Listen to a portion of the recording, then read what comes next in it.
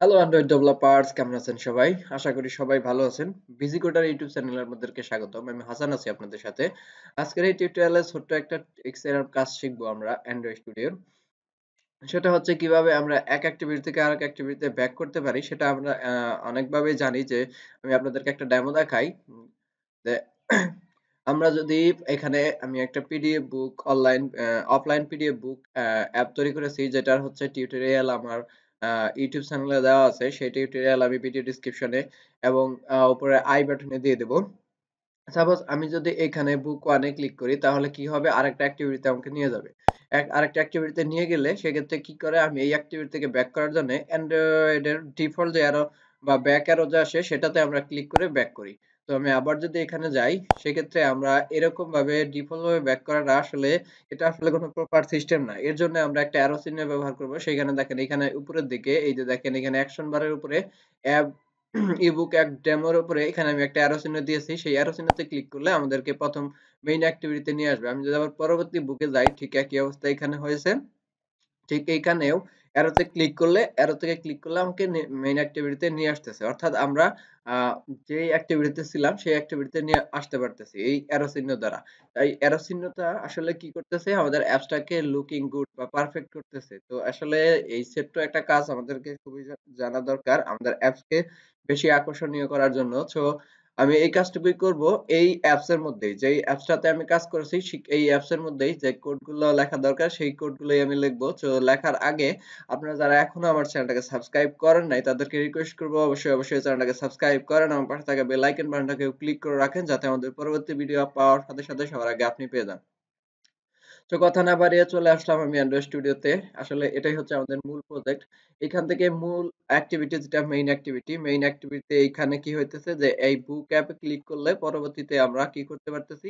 আমি আপনাদেরকে দেখাই আসলে কি আমাদের এই অ্যাক্টিভিটি হচ্ছে মেইন অ্যাক্টিভিটি। তো এই অ্যাক্টিভিটি আমাকে ওপেন করে দেখাবে।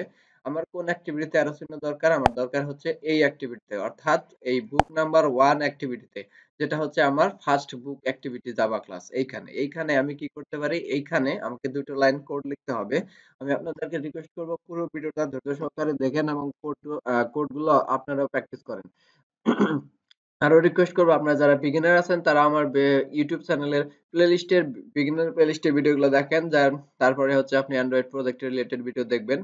তো এখন এখানে আমরা কি করতে পারি, এখানে আমরা নিতে পারি get support action bar dot, আমরা নিতে পারি কি set display home as up enable. এটাকে কি করে দিতে পারি, আমরা টু করে দিতে পারি। টু করে দিলে কি হবে, যে এইখানে ডিসপ্লের মধ্যে এই যে আমরা এই যে অ্যাকশন বারটা ইউজ করছি, এই অ্যাকশন বারের মধ্যে কিছু একটা শো হবে। তো এইজন্য আমরা কি করলাম, এটাকে এনেবল করে দিলাম এবং আমরা এই অন গেট এর ভেতরে কিন্তু আমরা এই কাজটুকু করছি। এখন অন গেট এর বাইরে আমাদেরকে একটা কাজ করতে হবে। অন গেট মেথডের বাইরে আমরা একটা মেথডটা কল করব, সেটা হচ্ছে অন সাপোর্ট নেভিগেট আপ। এই মেথডটাকে আমরা কল করব। মেথডটাকে কল করার পরে আমরা এখানে এই যেইটুকু just return super on navigate up, এইটুকু কি করব, রিমুভ করে দেব। রিমুভ করে দেওয়ার পরে আমরা এখানে করে দেব কি, টু করে দেওয়ার পরে আমরা কি করতে পারি, এরপরে এইখানে আমরা অন ব্যাক প্রেস মেথডটাকে কল করতে পারি। অন ব্যাক প্রেস এই মেথডটাকে আমরা এখানে কল করে দেব।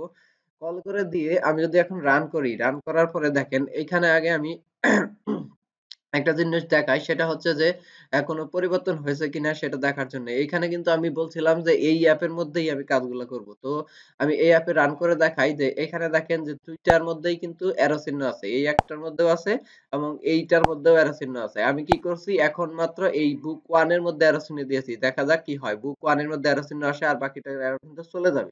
সেইজন্যই আমি আপনাদেরকে এই করলাম। আমি শুরুতেই বলেছি আমি এই অ্যাপস এর মধ্যে কাজটা করে দেখাবো। আপনারা কি করবেন, আপনাদের নিজস্ব অ্যাপের মধ্যে কাজ করবেন। দেখেন আমি যদি ১ম এ বুক 2 তে ক্লিক করি। বুক 2 তে ক্লিক করলে এখন কিন্তু আমাকে অ্যারো চিহ্ন দেখাইতেছে না। ওকে? আমি অ্যান্ড্রয়েডের ডিফল্ট যে অ্যারো চিহ্ন আছে সেই অ্যারো দিয়ে কি করলাম, ব্যাক করলাম এবং বুক 1 এ ক্লিক করলে দেখেন এখানে কিন্তু আমাদের অ্যারো চিহ্নটা দেখাইতেছে এবং এই অ্যারোতে ক্লিক করলে আমরা কি করতে পারতেছি, মেইন অ্যাক্টিভিটিতে ব্যাক করতে পারতেছি।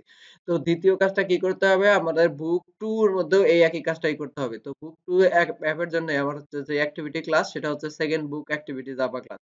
তো এবং এইখানেও একই কাজ করব। এইখানেও আমরা বলতে পারি get support action bar, get support action bar dot, আমরা কি করতে পারি, set display home as enable, এটাকে করে দেব 2।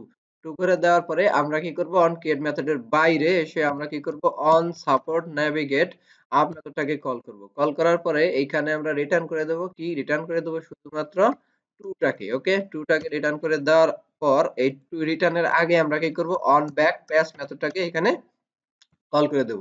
অন ব্যাক পেজ মেথডটাকে কল করে দিলাম। আমি আবার রান করতেছি, দেখা যাক কি হয়।